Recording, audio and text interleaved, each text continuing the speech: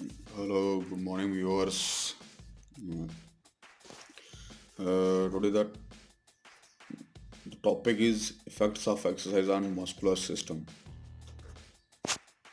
Muscular system पे क्या effect होता है हमारे वर्कआउट या एक्सरसाइज का। पहले आपको बता दूं कि जो मसल्स हैं हमारे वो तीन प्रकार के होते हैं: voluntary muscles, involuntary muscles and cardiac. Voluntary muscle, इनको स्टेटर मसल भी कहा जाता है, स्ट्यूड मसल भी कहा जाता है और स्केलेटल मसल भी कहा जाता है। और वॉलंटरी मतलब ये जैसे एक वॉलंटरी एक्शन होता है या कुछ वॉलंटियर, आपसे इस तरह समझ सकते हैं आप इसको। इसको हमारा सेंट्रल नर्वस सिस्टम इसको कंट्रोल करता है, मसल्स को, वॉलंटरी मसल। और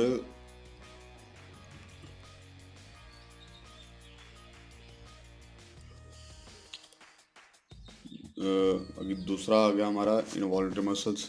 नॉन स्टेटेड मसल्स होते हैं, जैसे वॉलंटरी में स्टेटेड हैं तो ये नॉन स्टेटेड होंगे और अनस्ट्रिप्ड होंगे। ठीक है, तो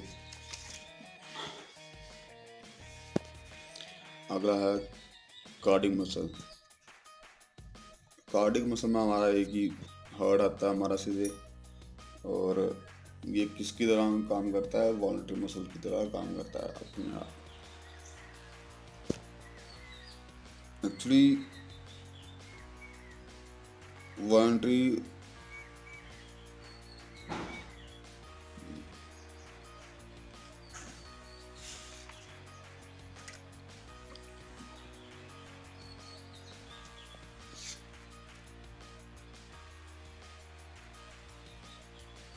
हमारे, अगर रेगुलर एक्सरसाइज की बात करें तो इंडिविजुअल को क्या हेल्प होगी, वो अपनी मस्कुलरिटी अचीव कर पाएगा।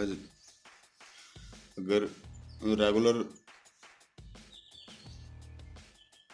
अगर एक इंडिविजुअल को रेगुलर 3 मंथ्स के लिए एक्सरसाइज करता है, अपने मसल्स पे वर्क करता है, तो उसको वो इफ़ेक्ट विद इन 3 मंथ्स दिख जाएगा। हालांकि उसको फर्स्ट वीक से ही उसके मसल पे उसको इफेक्ट दिखना शुरू हो जाएगा, अगर वो प्रॉपर तरीके से करता है तो। हम मसल्स की बात कर रहे हैं, कितने मसल्स होते हैं, तो there are 320 muscles pair in human body. Near about 650 muscles, 650 muscle होते हैं नियर अबाउट पूरी ह्यूमन की बॉडी में। और जो स्ट्रॉन्गेस्ट मसल होता है रेक्टस फेमोरिस, हमारी लोअर लिम्ब में प्रेजेंट होता है, और थाई में होता है जो तो। और शॉर्टेस्ट मसल जो होता है, सबसे लंबा होता है, लॉन्गेस्ट मसल होता है ह्यूमन बॉडी में। हम कोई भी इंडिविजुअल है वो बिना मसल के अपने बिना मस्कुलर सिस्टम के अपनी बॉडी को मूव नहीं कर पाएगा। और जितने भी मसल्स हैं हम डेवलप कर सकते हैं तरह तरह की एक्सरसाइज से। तो टॉपिक जैसे हमारा है effects of exercise on muscular system. तो पहली बात, अगर जैसे जिम की बात कर ली जाए, जहाँ खुद से अगर कैलिस्थेनिक वर्कआउट कर रहे हैं उसकी बात कर ली जाए। आजकल तो वैसे भी जो कोरोना है वो चल रहा है, कोरोना की वजह से लॉकडाउन है, तो सभी जिम तो जा नहीं पाते होंगे, लेकिन कैलिस्थेनिक वर्कआउट तो सब कर सकते हैं। कैलिस्थेनिक वर्कआउट में you can call body weight workout. इसमें आप उसके हिसाब से अगर एक्सरसाइज की जाए, अपने एक शेड्यूल बना के एक्सरसाइज की जाए। जैसे एक दिन आपने अगर एक दिन के लिए मंडे को मान लिया आपने करना है पुशअप्स के लिए करना है, तो आप पुशअप्स कर सकते हैं विद मैक्सिमम रेप्स। उसमें आपकी जैसे चेस्ट को ट्रेन करना तो वाइड ग्रिप, थोड़ा सा क्लोज और बिल्कुल क्लोज डायमंड पुशअप्स जैसे बोलते हैं। इसमें हमारे अलग अलग पुशअप्स कैटेगरी करने का तरीका अलग अलग है। एक इंडियन पुशअप्स भी आते हैं जिसे हिंदू पुशअप्स कहा जाता है, इंडियन पुशअप्स। उससे भी हमारी हमारी बॉडी का अच्छा वर्कआउट होता है, इवन कि वो हमारे एब्डोमेन मसल तक को ट्रेन करता है, काफ से लेकर एब्डोमेन मसल तक ट्रेन करता है। बात की बात आ गई उसी में, अगर इनको इंटेंस तरीके से किया जाए तो आप टेराट्यूब थेराबैंड का इस्तेमाल कर सकते हैं बॉडी में बांध के, अगर आपके पास हो तो।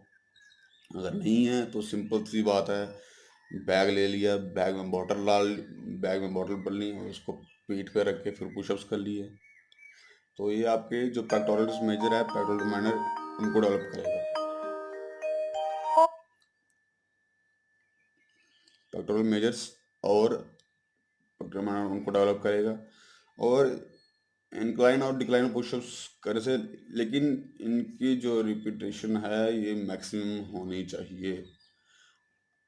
जैसे जिम में आप करते हैं, सेट्स करते हैं, तो आपको उसी हिसाब से आपको एक्सरसाइज करनी है। जैसे एक सेट में आप अगर मैक्सिमम रेप्स करते हैं तो आप मान लीजिए आप 15 से 20 रेप्स आप एक सेट में कीजिए।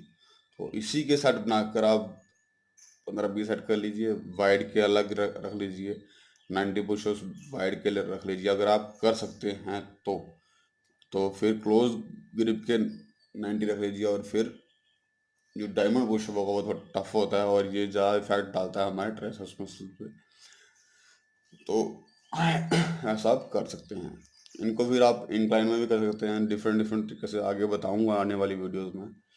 तो उस तरीके से आप वर्कआउट कर लीजिए। जैसे मंडे को आपका चेस्ट आ गया, अगले दिन अगर आपका, आप बैक बोलते हैं, बैक मसल्स को ट्रेन करना है, ट्रापेजिस हो गया जहाँ लैटिस डोर्सी वगैरह जो ये ट्रेन करने हैं साइड्स के, तो इसके लिए सिंपल सा एक्सरसाइज है।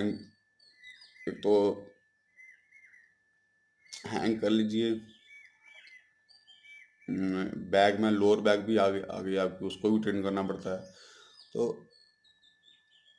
अगर टेराट्यूब या थेराबैंड है तो बहुत बढ़िया है, तो कहीं और जिम की भी ज़रूरत नहीं है अगर आपको एक्सरसाइज के बारे में पता है तो। नहीं तो बैक पे अगर आप चेस्ट का वर्कआउट कर रहे हैं तो उसमें अगर सिर्फ पेक्टोरल्स ट्रेन नहीं होंगे, अगर उसका मोशन आपका एक्सरसाइज का थोड़ा अगर रेंज ऑफ मोशन थोड़ा ज़्यादा उसमें अगर आप साइड्स में कुछ वेट लाइक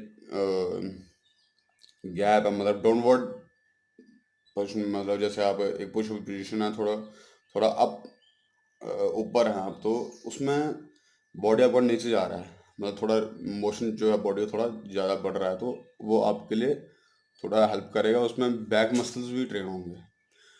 तो इसके साथ साथ इसके भी करने का तरीका, लेकिन उसमें फोकस आपको बैक मसल्स पे करना पड़ेगा।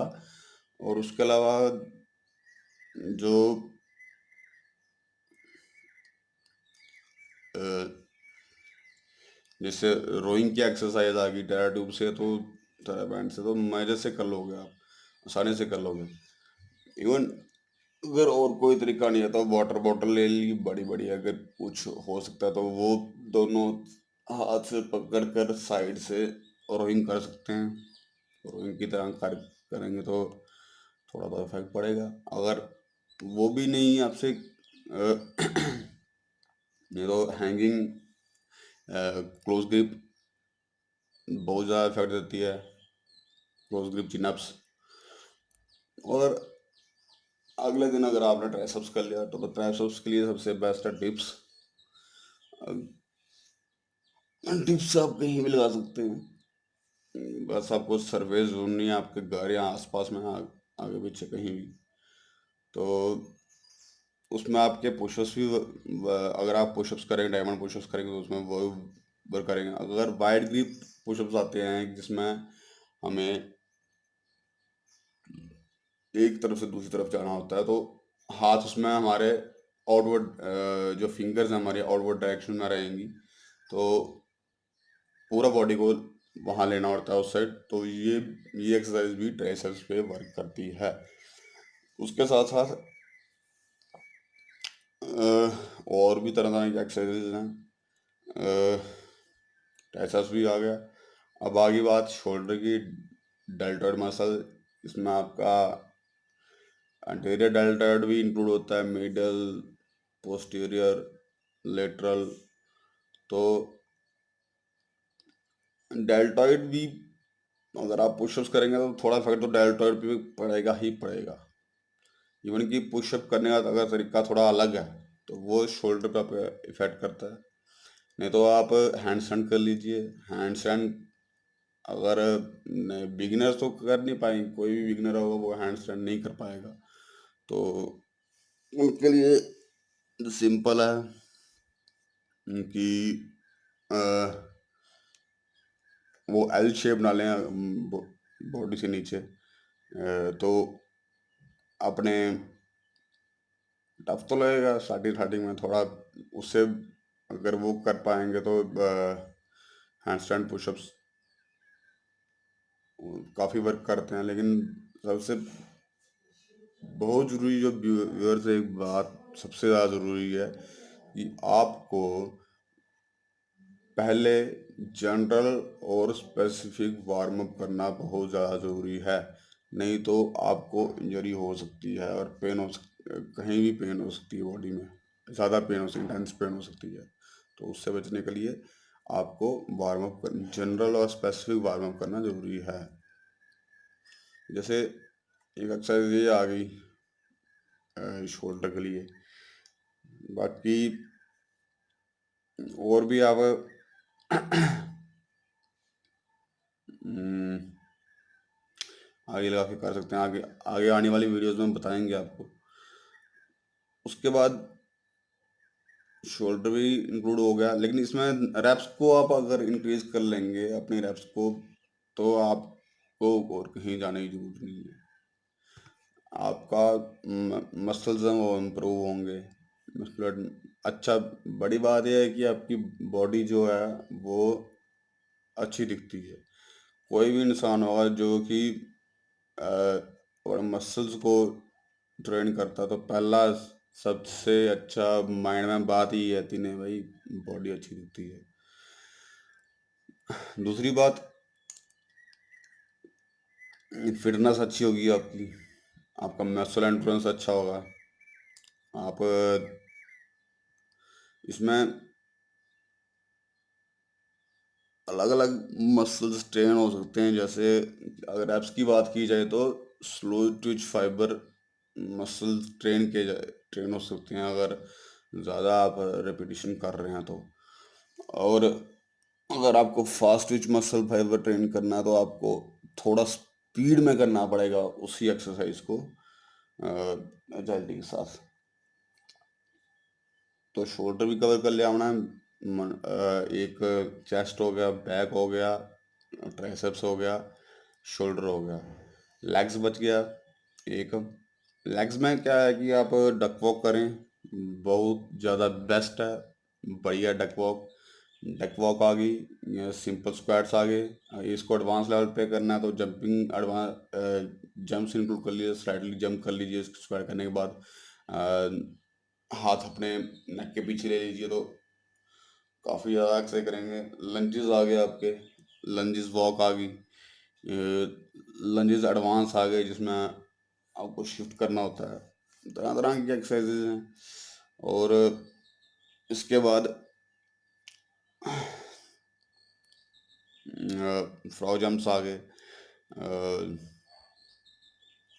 और आपको अगर गैस्ट्रोसिनमस मसल को ट्रेन करना तो, काफ मसल को ट्रेन करना तो आपके दूसरे उसमें आप काफ रेज कर सकते हैं। तो किसी वेट लेके अपने पीठ के ऊपर वेट लेके, या उससे भी हेल्प मिल सकती है आपको। और duck walk, lunges walk, advance advance type भी इनकी इंटेंस वर्कआउट इनका तो काफ़ी इफेक्ट करेगा आपके मसल्स पे। ये भी हो गया। अब बात आ गई कोर की। अगर आपकी कोर स्ट्रांग है तो आपकी पूरी बॉडी स्ट्रांग होगी। कोर में उससे पहले आपको अब पता है कि रेक्टस एब्डोमिनस मसल प्रेजेंट होता है आपके कोर में। कोर को डेवलप करने के लिए आप एब्स कर सकते हैं, सिटअप्स जिसे बोलते हैं आप। इसको भी जैसे एक दिन आपने ये किया है, इसके लिए भी एक दिन रखना चाहिए अगर मेरे हिसाब से, हफ्ते में 1 या 2 दिन। क्योंकि अगर रोज रोज करेंगे, एक ही मसल को ट्रेन करेंगे तो उसको मसल को रेस्ट नहीं मिल पाएगा और वो डेवलप नहीं हो पाएगा। और इसमें एडवांस एक्सरसाइज आती हैं काफ़ी आपकी। तो मसल को डेवलप करना, हमारा मेन जो टॉपिक था वो था effects of exercise on muscular system. Exercise का क्या इफेक्ट हो, अच्छी बॉडी देखेगी, मसल फाइबर्स आपके अच्छे होंगे इसमें। तो बाकी वॉलंटरी मसल जैसे इनको central nervous system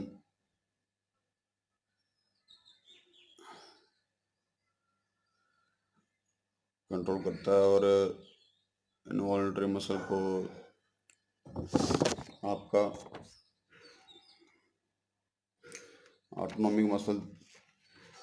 autonomic nervous system train करता है। और इनवॉलंटरी मसल्स को आप विसरल मसल भी बोल सकते हैं। ये हमारे इंटरनल बॉडी पार्ट्स में होते हैं, प्रेजेंट होते हैं muscles. Thanks for the watching viewers. Comments कीजिए, do like, do share, comments कीजिए ताकि थोड़ा और मज़ा आएगा स्पोर्ट्स के बारे में बताने में। Thanks for the watching. जय हिंद, जय भारत।